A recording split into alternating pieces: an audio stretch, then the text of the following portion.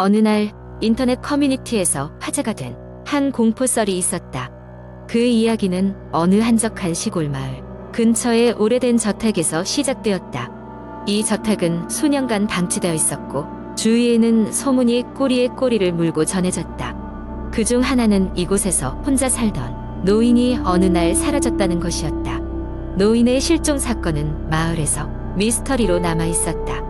어느 밤 호기심 많은 대학생 4명이 이 저택을 방문하기로 결정했다. 그들은 오싹한 경험을 블로그에 올리며 친구들 사이에서 유명해지기를 바랐다. 이 대학생들은 플래시 라이트와 카메라를 챙기고 저택으로 향했다. 차를 저택 입구에 세우고 난 후 그들은 바스락거리는 잔디밭을 지나 저택의 문 앞에 도착했다. 쇠로 된 대문은 이미 열려 있었고 문은 삐걱거리며 그들을 환영했다.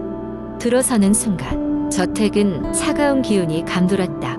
벽지 곳곳은 곰팡이가 피어 있었고 바닥은 먼지로 덮여 있었다. 대학생들은 첫 번째 방으로 들어가기로 했다. 낡은 오래된 피아노가 있느니 방에는 거미줄이 가득했다. 그중 한 명이 장난삼아 피아노 건반을 눌렀다. 이상하게도 전혀 소리가 나지 않았다. 방을 둘러보던 다른 친구는 벽난로 위 사진 하나를 발견했다. 사진 속 노인은 무표정으로 그들을 응시하고 있었다. 2층으로 올라가는 계단은 부서질 듯 위험해 보였지만 그들은 호기심을 참을 수 없어 조심스럽게 올라갔다. 2층 복도 끝에는 닫힌 문이 하나 있었다. 그 문을 열자 랭골 같은 방이 드러났다. 이 방의 중앙에는 오래된 침대가 하나 있었고 침대 위는 먼지가 쌓인 채로 작은 일기장이 놓여 있었다. 그들은 일기장을 펴고 호기심을 가득 안고 읽기 시작했다. 일기장에는 저택 주인이었던 노인의 일상이 담겨 있었다. 노인은 고독 속에서 늙어가고 있었고 일상은 매일 반복되었다. 그런데 어느 페이지인지 모르게 글의 내용이 이상해지기 시작했다.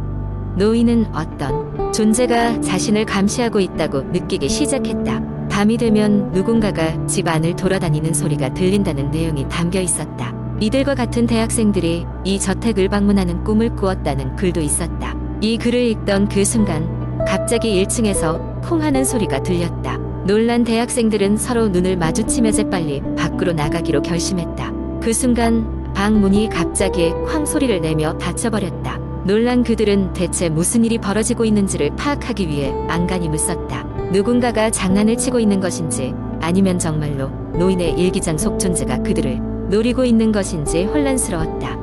한참 후 그들은 결단을 내리고 문을 힘껏 열어 탈출에 성공하였다. 이들은 쫓기듯 저택을 나와 밖으로 나왔고 그들의 심장은 미친 듯이 뛰고 있었다. 다급히 차에 타자마자 그들은 급히 시동을 걸고 저택을 떠났다. 저택이 점점 멀어질수록 그들의 곁에 있던 음산 한기운이 서서히 가라앉는 것을 느낄 수 있었다. 이 사건 이후 이들은 그날 느꼈던 두려움과 기묘한 느낌을 인터넷 커뮤니티에 남겼다.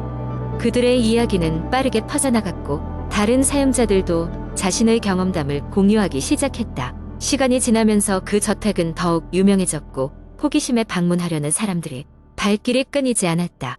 이 저택의 미스터리는 여전히 풀리지 않은 채 많은 사람들의 상상 속을 떠돌며 전설로 남았다. 이후로도 그들은 종종 그 밤의 일을 꿈꿨다. 저택에서 무언가가 자신들을 따라 나온 것만 같다는 착각에 사로잡히기도 했다. 하지만 그날의 경험은 그들에게 왠지 모를 경각심을 심어주었고 쉽게 잊혀지지 않는 공포로 남았다.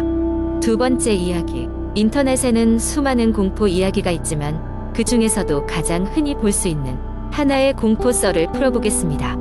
이 이야기의 길이는 상당히 길지만 최대한 흥미롭게 전달해 보겠습니다. 어느 한적한 시골 마을에 태훈이라는 소년이 살고 있었습니다. 태훈은 부모님과 함께 작은 농가에서 일하며 조용히 지내는 평범한 아이였습니다.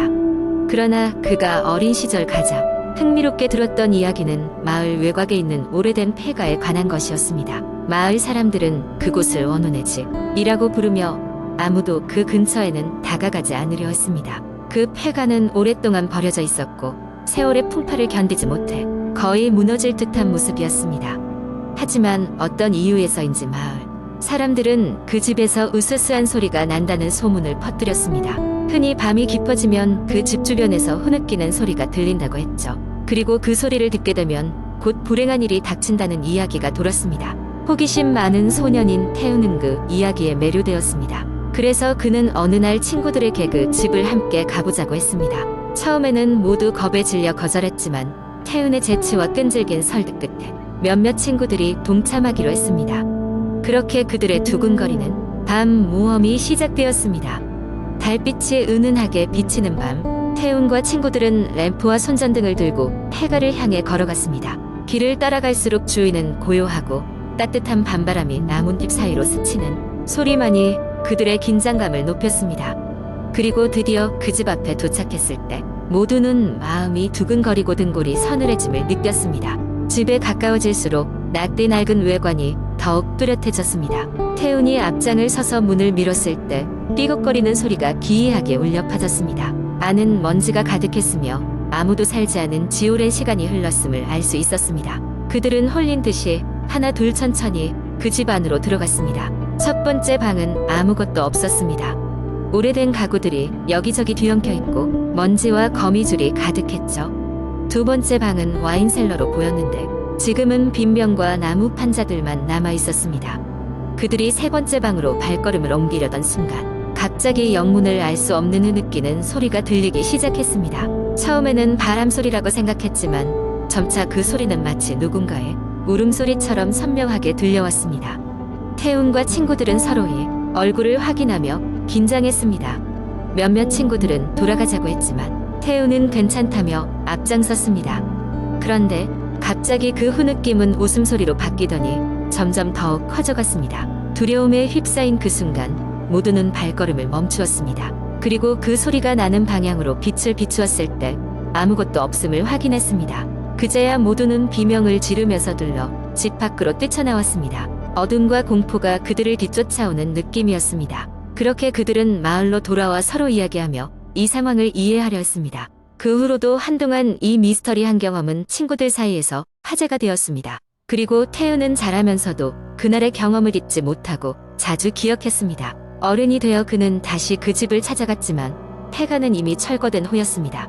하지만 그때의 기억은 여전히 태훈의 마음 한구석에 남아 그에게 세상에는 여전히 설명할 수 없는 무언가가 있음을 상기시키곤 했습니다. 이야기의 결론은 우리가 과거의 공포나 미스터리를 완전히 이해할 수 없을지라도 그것들이 우리의 삶에 어떤 영향을 미치는지는 각자의 경험에 따라 다를 수 있다는 것입니다.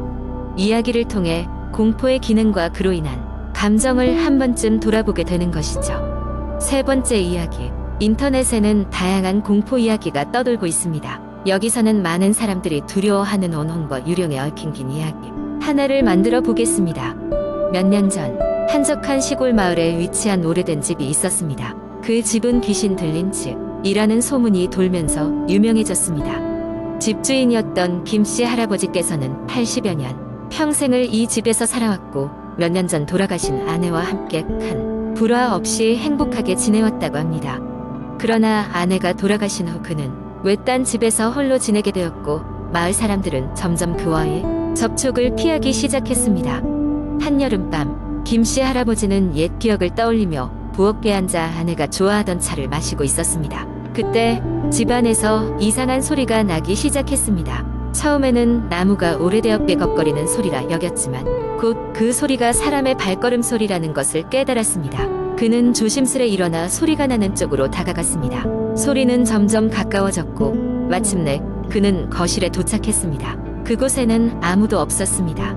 하지만 방금 전까지 방 한가운데 놓여있던 아내의 옛 사진이 바닥에 떨어져 있는 것을 발견했습니다. 김씨 할아버지는 사진을 주워 다시 제자리에 놓았고 그날 밤은 더 이상 이상한 일이 발생하지 않았습니다. 그러나 그 후로도 계속해서 이상한 일이 생기기 시작했습니다. 밤이면 문이 저절로 열리거나 창문이 갑자기 닫히곤 했습니다. 더 이상 이런 일로 잠을 설칠 수 없었던 김씨 할아버지는 결국 동네 무당에게 해결책을 구하기로 했습니다. 무당은 이 집에 강한 원한을 품은 영혼이 있다고 말했습니다. 그 영혼은 김씨 할아버지와 깊은 인연이 있는 누군가였다고 합니다. 무당은 그녀의 이름을 물어보지 않았지만 김씨 할아버지는 직감적으로 그 여인이 아내가 아닐까 생각했습니다. 그날 밤 무당의 조언에 따라 김씨 할아버지는 거실 한가운데에 아내의 사진과 함께 그녀가 좋아했던 물건들을 놓아두었습니다. 그리고는 조용히 그녀와 대화를 시도했습니다. 사랑하는 그대여, 왜 나에게 돌아왔나요? 그는 떨리는 목소리로 물었습니다. 그 순간 방 안이 싸늘해지며 김씨 할아버지는 아내의 목소리가 귓가에 울리는 것을 느꼈습니다. 왜 나를 그곳에 두고 떠났습니까? 그녀의 목소리는 슬픔과 분노로 가득 찬 듯 했습니다. 김씨 할아버지는 그제야 아내의 죽음이 자신에게 얼마나 깊은 상처를 남겼는지 깨달았습니다. 그녀는 병으로 세상을 떠났고 그녀의 유해는 아내의 고향 땅에 묻혔습니다. 하지만 아내는 생전에 함께 살던 그 집에 묻히기로 냈었다는 것을 그는 기억하지 못했던 것입니다. 할아버지는 아내의 뜻을 따라 그녀의 유해를 집 근처에 이장하기로 결심했습니다. 그리고 이내 이장을 마친 후 더 이상 집에서는 이상한 일이 발생하지 않았습니다. 아내의 영혼은 마침내 평안을 찾고 그도 함께 마음의 안정을 찾을 수 있었습니다. 이후 김씨 할아버지는 마을 사람들에게 집에 얽힌 이야기를 전하고 다녔습니다. 그렇게 그 집은 더 이상 두려움의 대상이 아닌 아내와의 추억이 담긴 곳으로 남아 평화롭게 그의 삶을 함께 했다고 합니다. 하지만 마을 사람들은 여전히 밤늦게 그 집 앞을 지날 때면 싸늘한 기운을 느끼곤 한다 하고 김씨 할아버지가 세상을 떠난 지금도 가끔씩 집 안쪽에서 사람의 발걸음 소리가 들린다는 소문이 전해진다고 합니다.